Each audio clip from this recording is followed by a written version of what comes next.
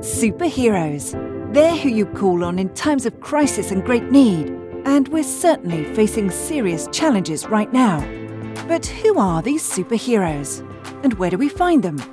Turns out it's you and me and every one of us in the building industry that have the powers we need to manufacture, design and build a better world.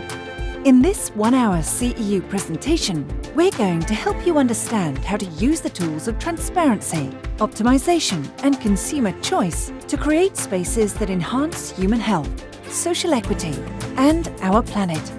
These tools already exist and they're here for you to help specify materials that are manufactured in ways that help safeguard our climate and natural resources, enhance human well-being and leave the world in better condition.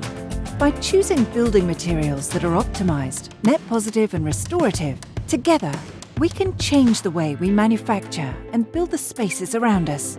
And we're going to offer some easy steps to help transform your own practice or your entire office into a force for positive change. Because ultimately, all of us have the power and the responsibility to be everyday superheroes in the fight for a thriving future. Let's get started.